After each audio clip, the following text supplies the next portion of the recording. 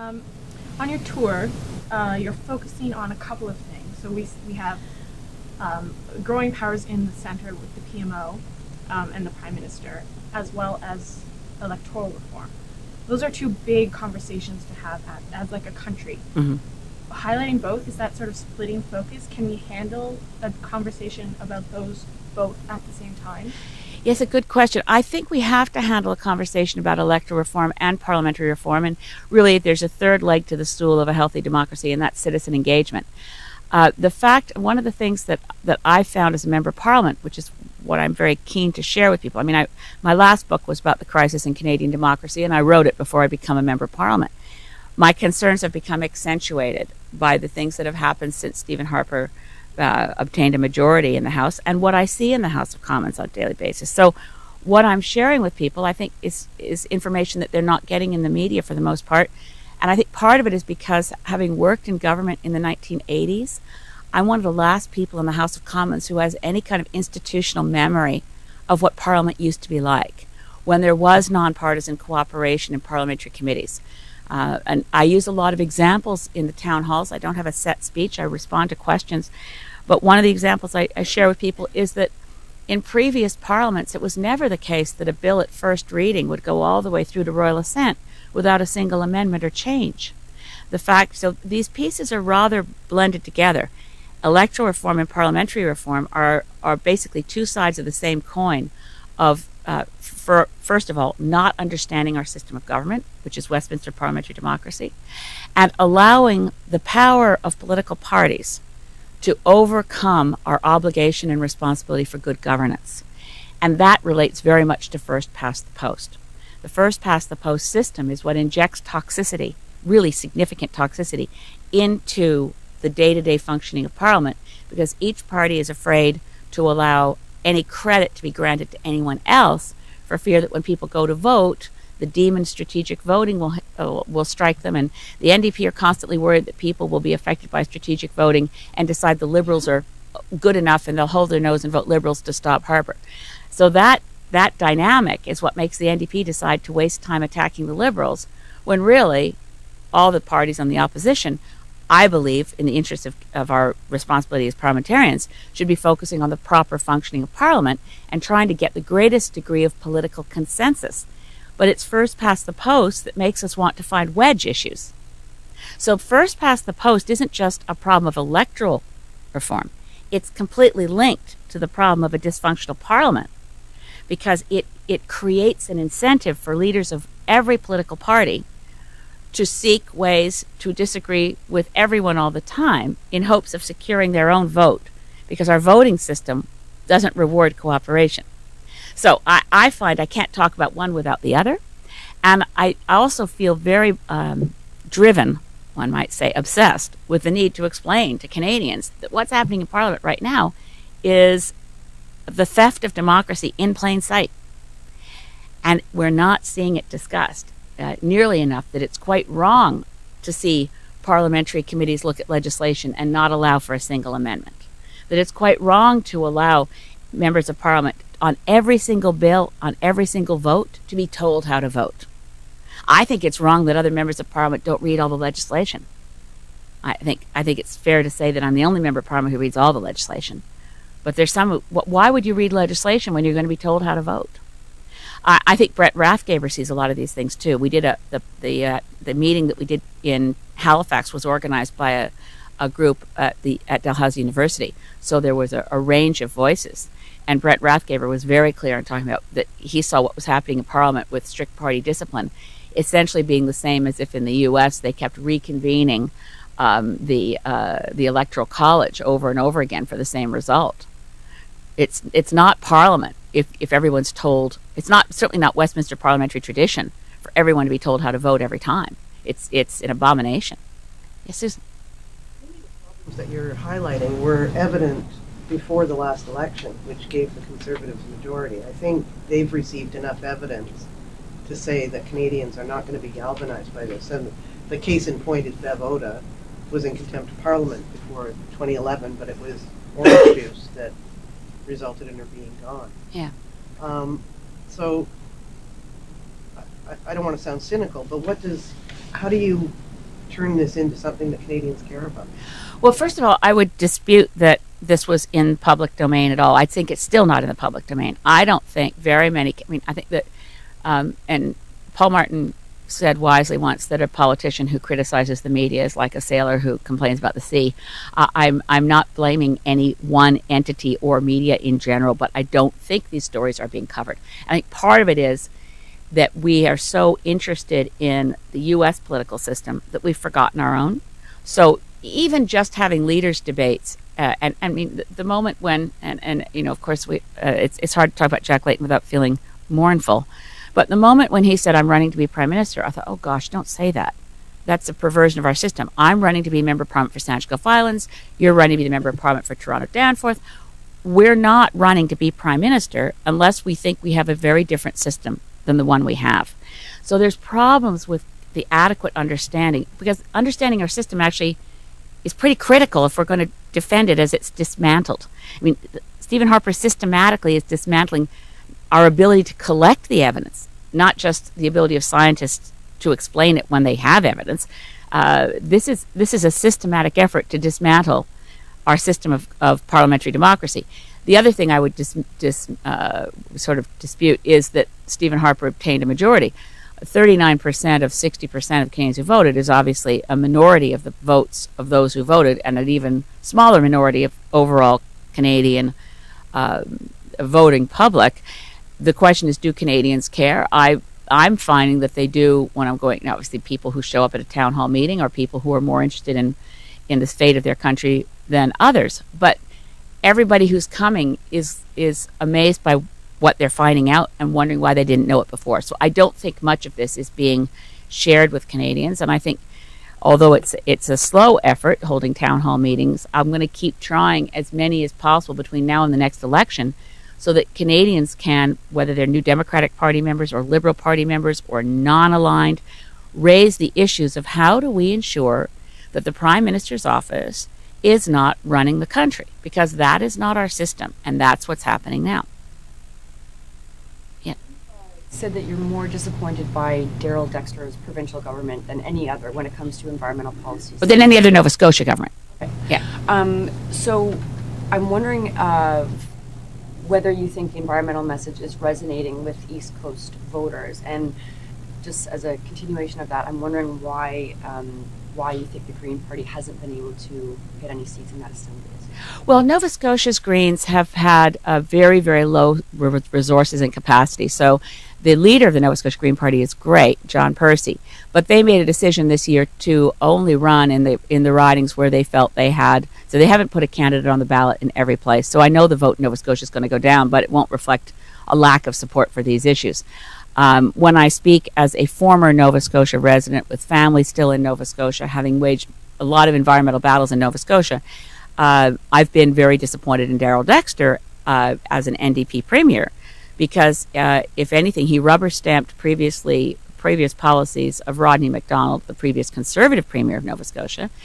Other than a protected area strategy that they brought out at the very last minute, they've been in favor of fish farms that have alienated a lot of their NDP base. They've been in favor of an oil well without an environmental review right next to a pristine area called Lake Ainslie. There's been a lot of preference for oil and gas. I mean, you'll recall in the last few days of Parliament in June that one of the most contentious and difficult, and for me, most personally painful issue I've experienced in Parliament was unanimous consent for and taking advantage of a moment when I'd left the House briefly and another member of Parliament was watching the situation to object on my behalf, to putting through unanimous consent for the Sable Island National Park, which allowed the Canada-Nova Scotia Offshore Petroleum Board to have superior powers to the Parks Canada inside a national park. It's a very serious and dangerous precedent for our parks. The reason that happened was that Stephen Harper and Darrell Dexter, in their initial statement of memorandum of understanding to initiate a national park negotiation, both Dexter and Harper said no national park in Sable Island can be allowed to reduce oil and gas production in this area. Well, if that's your starting point, you might as well have, it would be much better for the environment in that area and for the national park, the integrity of national parks across Canada, had they left the federal government out of it and discussed having a provincial park, because they've downgraded the gold standard for protection for all national parks across Canada, and then they forced it through by unanimous consent before we rose in June, so it never had proper review. That's a signal of Darrell Dexter's alignment on these issues with Stephen Harper. To this other point about electoral reform and parliamentary reform, and the centralization of power and how it doesn't ever flow back to where it was under Rodney MacDonald, the last progressive conservative premier of Nova Scotia, that he made the decision, or someone in his inner circle made the decision, that deputy ministers should not report through their ministers to cabinet, but deputy ministers should report directly to the premier's office. Now that's happening across Canada at the provincial level. When Darrell Dexter became premier, he didn't reverse that, he kept it. So the centralization of power in premiers' offices and prime ministers' offices cuts across party lines. In terms of concern for the environment in the Maritimes, I think it's very strong. I think, the fact that New Brunswick this summer, and it didn't get, I got very, very little national attention considering the importance of it. The arrests, the long-term protests against exploration that might lead to fracking in New Brunswick, engaging Mi'kmaq and Maliseet First Nations people as well as non-First Nations. New Brunswick has a very significant ongoing debate over fracking. The Maritimes are not an area that doesn't care about the environment. I live there, I know. But there was a presumption by many of those in the environmental movement that Darrell Dexter and the NDP would represent more environmentally conscious policies than Rodney MacDonald. And I think it's been a shock to many people to realize that wasn't the case. Stephen Harper, if you were to take him at face value, all Canadians care about is jobs, right? The economy. And I think, again, if you listen to Stephen Harper and the Conservatives, that they would frame environmentalism as a special interest group. Now, I mean, I guess having lived in the East Coast, knowing about the East Coast and the economic and environmental situations out there, are you seeing, do you have a sense that more people are connecting the two and not seeing the environment and the economy as mutually exclusive? Canadians have never bought this jobs blackmail argument, or the idea that jobs are you can only have jobs if you're prepared to trash the environment. That's not something Canadians have ever accepted. And when you look at current, even polling, even through the worst of when there was an economic crisis, 2008, 2009, I think it was Decima, but there were a number of other polls as well that looked at whether Canadians believed we should accept reduced environmental regulation because of economic trouble. You get overwhelming, like 80% saying no. So I'm at Harris Decima results. I'm not, pulling exactly the right numbers out of my head right now, but it's always been an overwhelming majority of Canadians who are very committed to the reality that strong economic policies that create jobs can also be good for the environment. Strong environmental policies that protect the environment are also good for the economy. Canadians don't believe in trade-offs. So Stephen Harper's mantra is jobs and the economy, but as Jeffrey Simpson pulled last week in the Globe and Mail, some very good stats pointing out, look, our growth is pretty stagnant at 1.6%. We're stuck at 7% unemployment, and that is a lower figure because a number of people have given up looking for work. Young people are looking at unemployment rates that are far higher, like 14%. So while Stephen Harper says jobs in the economy, they have not delivered on those either. He never, in platforms of the Conservative Party, said, elect us, we will trash all environmental laws, going back to the time of Sir John A. Macdonald. Stephen Harper never said to Canadian public, if you, like me, are ready to get tough on nature, vote for us, because we're the tough on nature party. He's always said we want responsible climate action. The kinds of things anybody wanting to ensure that a Canadian public that cares about climate action, cares about the environment, would not feel uncomfortable based on their platform. What he did once he got the majority of destroying the integrity of the Fisheries Act, repealing the Environmental Assessment Act, the Navigable Waters Protection Act is the one that goes back to Sir John A. Macdonald, removing 90-some% of the navigable waters of Canada from the protections of the Navigable Waters Protection Act. It's just shocking. Silencing the scientists. The amount of money that's being spent on science is more or less the same, but the focus is, as the 2012 budget said, science must be business-led and industry-relevant.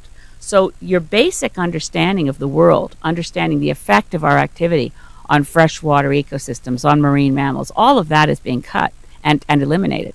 So I don't think you can read, I don't think Canadians will be in the next election as impressed with the idea that Stephen Harper is good at managing the economy. He caught some very lucky breaks as a politician. His biggest lucky break was the NDP decision to work with the Conservatives to destroy the Liberal Party. His other lucky break was, of course, and not entirely luck, his own work in ensuring that the Alliance Party subsumed, overtook, cannibalized the Progressive Conservative Party, so there was only one party to the right side of the spectrum. He's got another big lucky break was that the Alliance Party wasn't successful in helping Canada's financial sector be unregulated and be allowed to engage in the risky, speculative behavior of the U.S. Wall Street hedge funds and so on. If the Alliance Party advice had been taken when Paul Martin was finance minister and said no to the banks, Canada wouldn't have gotten through the 2008 financial crisis in as good shape as we did. So he's had quite a few lucky breaks, but he's also overplayed his hand through the total control of everything. So, as I said, I'm not on a partisan tour. I'm trying to talk to people about the nature of our democracy and the health of our democracy, because I think the evidence is that regardless of party stripe, concentrating power in the Prime Minister's office continues from Prime Minister on to the next one, each one basically solidifying the power base that the last Prime Minister left behind and expanding it. That's the nature of politicians who are political animals who like to concentrate power and hold it to themselves. That's why it has to be a public conversation about this. But in terms of Canadians' attitude towards jobs, most Canadians are really clear when you look at polling or just talking to people that you can have strong economic policies. As a matter of fact, it's a weak economic policy to say the future of Canada depends on one resource in one province. That's bad economics. You need to have a resilient economy. You need a diversified economy. And our manufacturing sector matters. Our service sector matters. Tourism matters. Pulp and paper matters. There are a lot of industries that have suffered from the high Canadian dollar, which is a function of putting all our eggs in one basket and going after bitumen exports.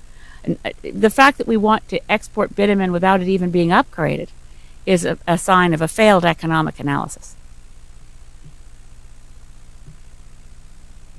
Il y a des autres questions? Other questions? Thanks a lot for your time. Merci beaucoup.